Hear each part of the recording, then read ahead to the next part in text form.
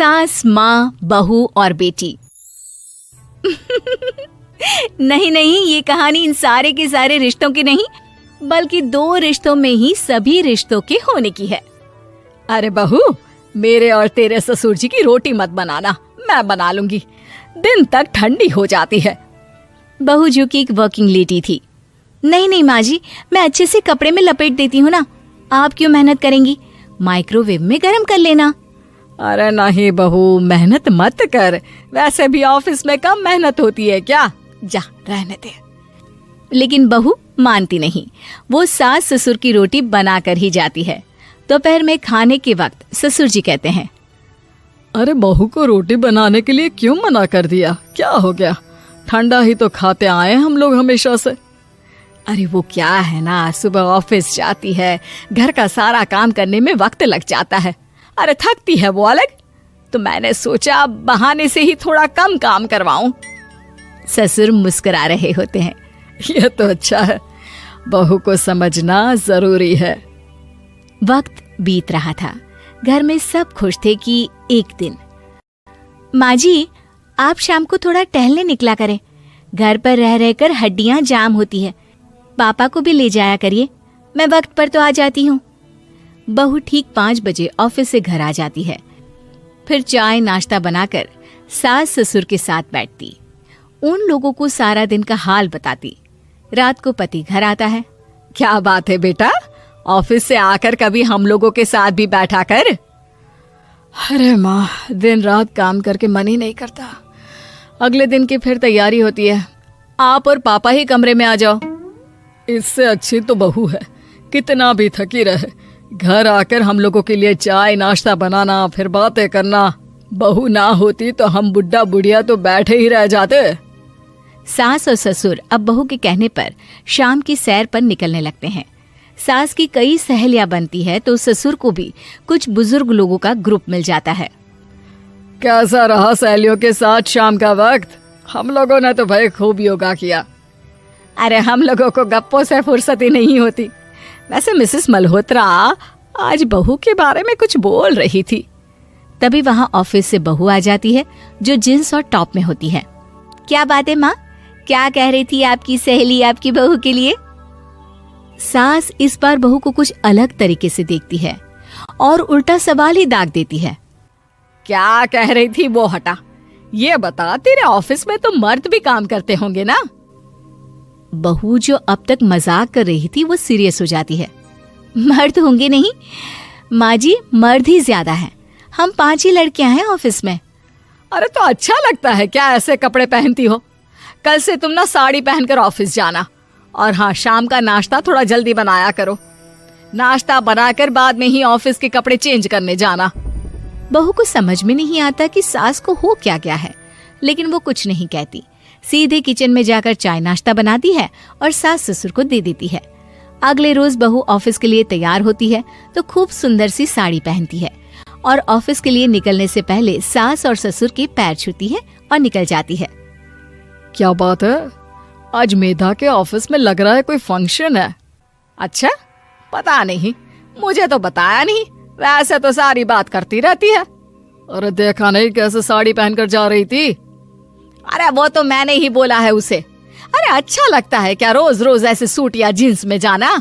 बहू हो, बहू बनकर रहो, और आप भी ना मेधा मेधा मत किया करिए, बहू बोला करिए, सर पर चढ़ जाएगी तो दिक्कत हो जाएगी।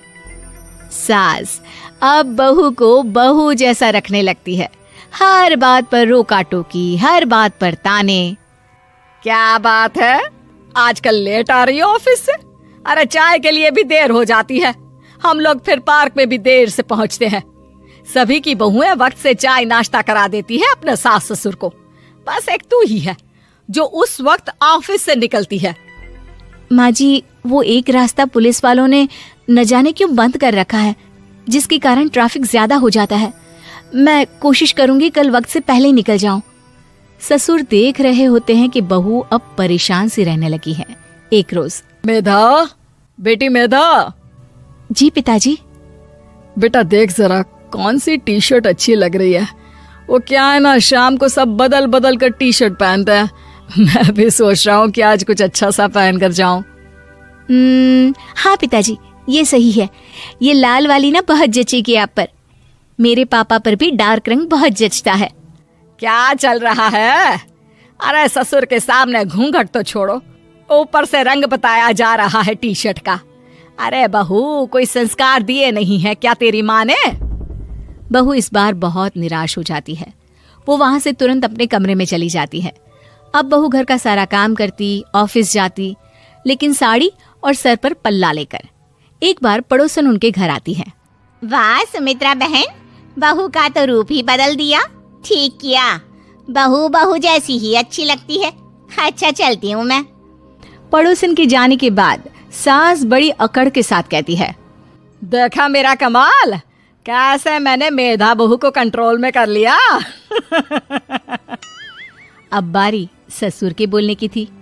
हाँ सुमित्रा, बिल्कुल, ये काम तो किया है तुमने, लेकिन कभी सोचा क्या खो दिया?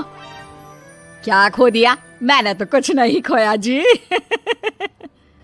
खोया है, पहले बहू जब ऑफिस जाती तुम्हारे पैर छूकर तुम्हें गले लगाती, लेकिन अब सिर्फ पैर छूती है। हाँ जी, ये बात तो आप ठीक बोल रहे हैं। पहले घंटों हम लोगों से बात करती, कमरे में ना जाती, ऑफिस से आते ही खुद की चाय, खाना, नाश्ता सब हम लोगों के साथ करती, सारी बात बताती। लेकिन क्या तुम्हें पता है, बहू की तबीयत खराब चल रही है, वो माँ बनने वाली है। ये बात मुझे बेटे ने बताई कि तुम्हें बता दूं। अब सास की आंख में आंसू थे। वो समझ गई थी कि लोगों के कहने में आकर उसने क्या खो दिया। शाम को बहू घर आती है तो माँ किचन में पकोड़े तल रही होती है। अरे माँ जी, आप रहने दीजिए ना, मैं आ तो रही थी। अरे नहीं, जा तू चेंज कर ले, मैं नाश्ता और चाय टेबल पर ही लगा रही हूँ मेधा। सास के मुंह से अपना नाम सुनकर बहू को बहुत अच्छा लगता है। माँ जी, कोई गलती हो गई है क्या? मेरे होते हुए आप काम करे, ये ठीक नहीं है। संस्कारी और समझदार बहू सास को माँ समझती है, लेकिन सास की बेवकूफी उसे सास ही बनाकर रखती है। बहू, मुझे भी थोड़े संस्कार और समझदार बनने का मौका दे, जिससे मैं भी बहू नहीं बेटी को देखूं तुझ में। और हाँ, मेरा होने वाला पोता क्या कहेगा कि दादी ने तो मेरी माँ को बहुत परेशान किया। बहू सास को गले लगा लेती है। नहीं माँ जी, वो कहेगा कि माँ को तो दादी ने बेटी बनाकर रखा है।